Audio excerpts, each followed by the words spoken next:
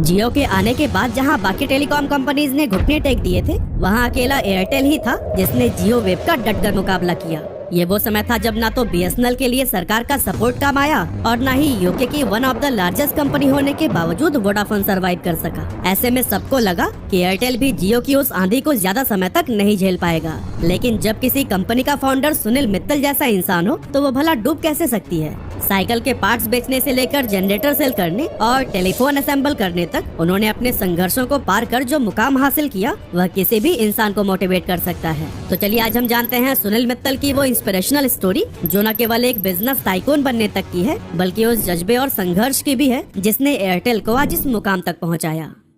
तो दोस्तों, सुनील मित्तल की कहानी स्टार्ट होती है 1957 से, जब कांग्रेस पार्टी के जाने माने नेता और सांसद सतपाल मित्तल के घर एक बेटे का जन्म होता है जिसका नाम रखा जाता है सुनील भारतीय मित्तल। अब फैमिली बैकग्राउंड को जानकर आपको लग रहा होगा कि सुनील की लाइफ कितनी आसान रही होगी ना, लेकिन रुकिएगा, क्योंकि उन्हें अपने लाइफ के हर स्टेज पर ऐसे ऐसे प्रॉब्लम्स का सामना करना पड़ा कि शायद कोई और होता तो हार मान लिया होता। असल में सुनील मित्तल ने अपने लिए एक अलग ही सपना देखा था। वो पापा की तरह एक पॉलिटिशियन नहीं बल्कि बिजनेसमैन बनना चाहते थे। इसीलिए 1976 में पंजाब यूनिवर्सिटी से ग्रेजुएशन करने के बाद सिर्फ 18 साल की उम्र में उन्होंने अपना पहला बिजनेस शुरू कर दिया।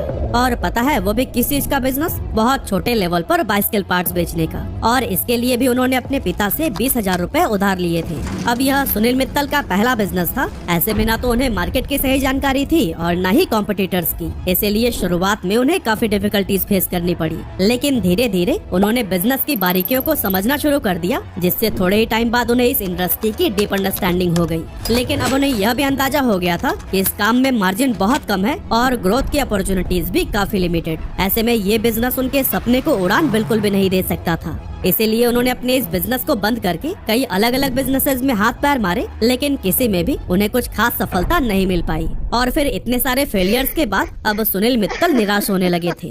लेकिन तभी 1980 में एक ऐसा मौका उनके हाथ लग गया जिससे वह फिर से सक्सेस की ओर बढ़ने लगे। असल में जापान की कंपनी सुजुकी अपने पोर्टेबल जनरेटर्स को इंडिया में बेचने के लिए किसी लोकल इम्पोर्टर की तलाश में थी और फिर इसी मौके का ही फायदा उठाने के लिए सुनील मित्तल ने सुजुकी के साथ में पार्टनरशिप कर ली और उसके जनरेटर्स को इंडिया में भी इंपोर्ट करके बेचने लगे। अब सुनील मित्तल की इस कंपनी का शुरुआती गोल था कि इन जनरेटर्स को स्ट्रीट साइड वेंडर्स जैसे कि समोसे, टिक्की और सब्जी वालों के ठेले पर लगाना। लेकिन बहुत जल्द ही सुनील मित्तल को यह समझ आ गया कि वो गलत जगह अप्रोच कर रहे हैं, क्योंकि इन जनरेटर्स की सबसे ज्यादा जरूरत उन छोटे ऑफिसेज और दुकानों को थी जिन्हें बार बार पावर कट की वजह से काफी प्रॉब्लम फेस करनी पड़ती थी।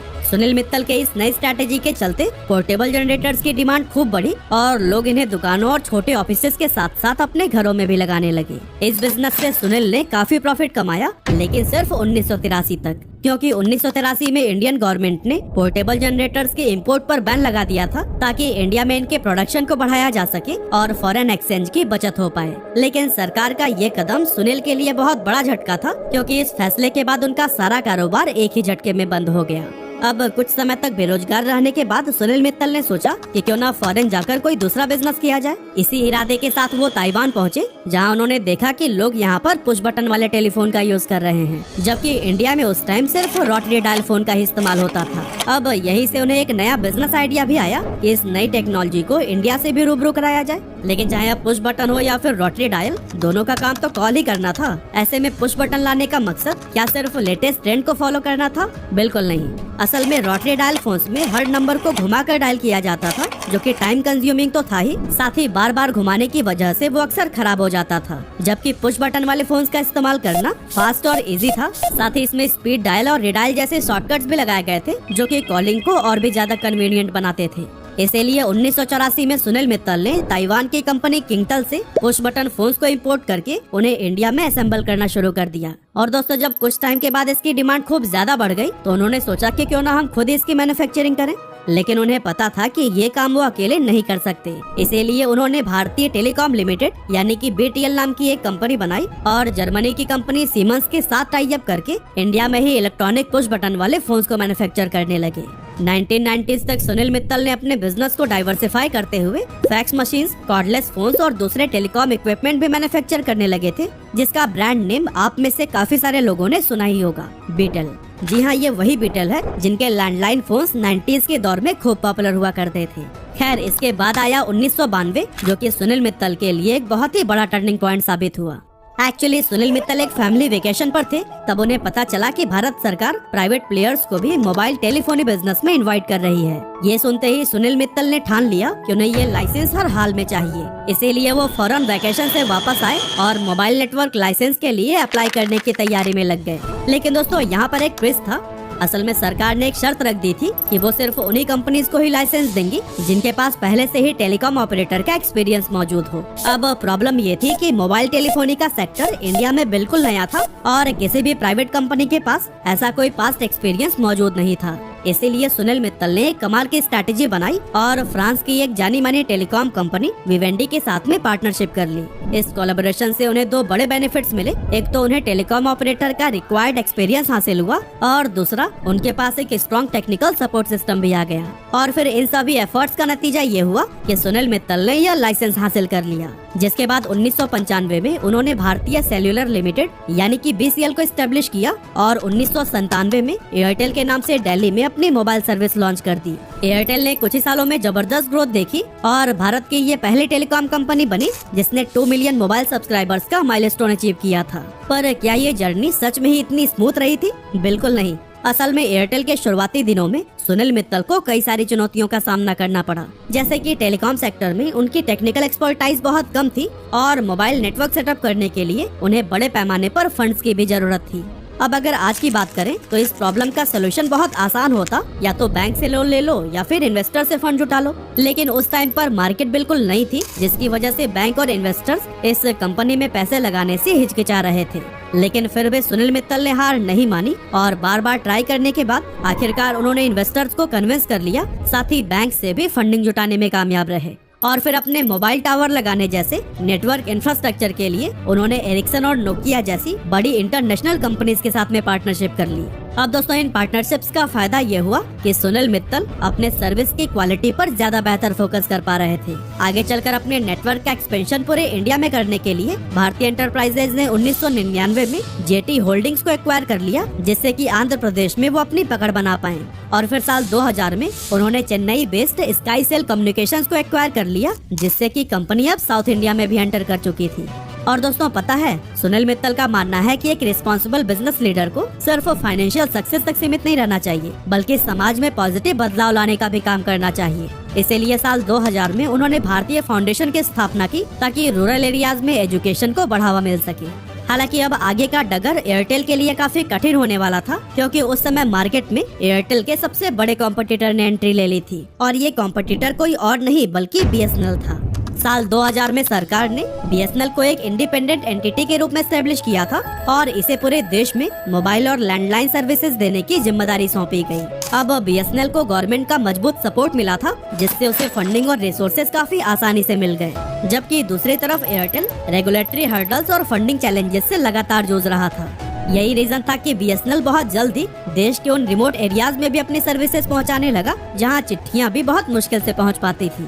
इसके अलावा उस समय एयरटेल के प्लान्स काफी एक्सपेंसिव हुआ करते थे, जबकि BSNL ने एक लो कॉस्ट मॉडल को अपनाया था और इसने अपने मोबाइल और इंटरनेट प्लान्स इतने अफोर्डेबल प्राइस पर लॉन्च किए थे कि हर कैटेगरी के यूजर्स इसे अफोर्ड कर सके। यही वजह था कि चाहे बड़े शहर हो या फिर दूर दराज के छोटे गाँव, हर जगह के लोगों के लिए BSNL एक स्ट्रॉन्ग चॉइस बन चुका था। और दोस्तों सरकारी कंपनी होने की वजह से लोगों का BSNL पर एक अलग ही लेवल का भरोसा था। और दोस्तों इन्हीं सभी रीजन से एयरटेल का कस्टमर बेस अपनी तरफ करते हुए BSNL बहुत जल्द इंडिया का टॉप सर्विस प्रोवाइडर बनने की राह पर निकल पड़ा। लेकिन BSNL की इस ग्रोथ के साथ ही उसमें एक बहुत बड़ा फ्लॉ भी था और वो था नेटवर्क इंस्टेबिलिटी।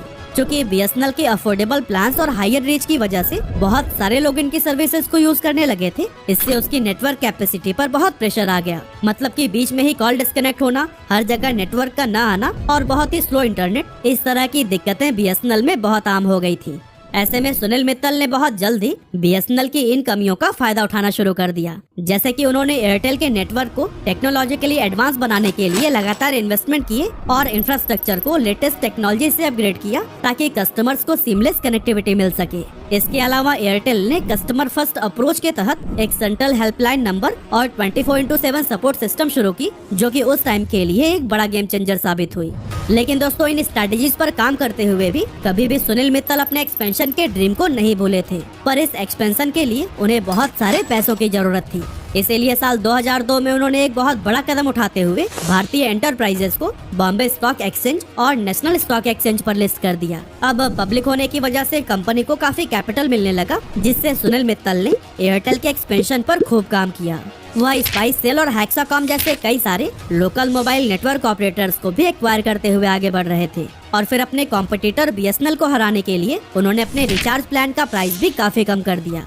अब दोस्तों, अगर एक फास्ट और स्टेबल नेटवर्क किफायती दाम पर मिल रहा हो तो भला उसे कोई क्यों नहीं अपनाता। इसीलिए शहरों के साथ ही गाँव में भी एयरटेल का एक स्ट्रॉन्ग कस्टमर बेस बनने लगा और यही वजह था कि 2005 में एयरटेल बीएसएनएल को भी पीछे करते हुए भारत का सबसे बड़ा मोबाइल ऑपरेटर बन गया था। लेकिन जैसे जैसे एयरटेल ग्रो कर रहा था वैसे ही इसका कंपटीशन भी बढ़ता ही जा रहा था। रिलायंस, वोडाफोन और आइडिया जैसी बड़ी बड़ी कंपनीज की एंट्री से टेलीकॉम मार्केट में कंपटीशन काफी इंटेंस हो गया था, लेकिन एयरटेल ने अपनी मजबूत मार्केट पोजीशनिंग और लॉयल कस्टमर बेस के दम पर अपने नए कॉम्पिटिटर्स को इफेक्टिवली हैंडल किया।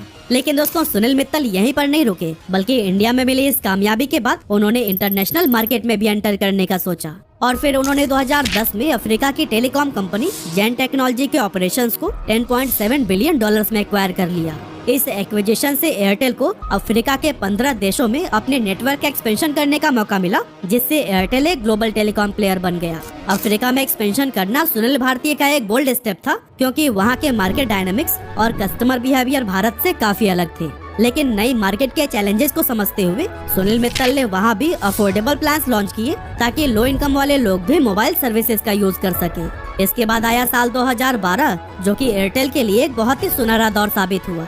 एक्चुअली इस समय टेलीकॉम सेक्टर में तेजी से बदलाव हो रहा था। इसी को देखते हुए ही सुनील मित्तल ने एक विजनरी कदम उठाया और बीएसएनएल सहित सभी टेलीकॉम कंपनीज को पीछे छोड़ते हुए उन्होंने सबसे पहले 4G सर्विस को लॉन्च कर दिया। अब बीएसएनएल के पास सरकार का समर्थन और फंडिंग तो थी ही, लेकिन सब खुद ही करेंगे वाली मानसिकता के चलते वो पीछे छूट गए।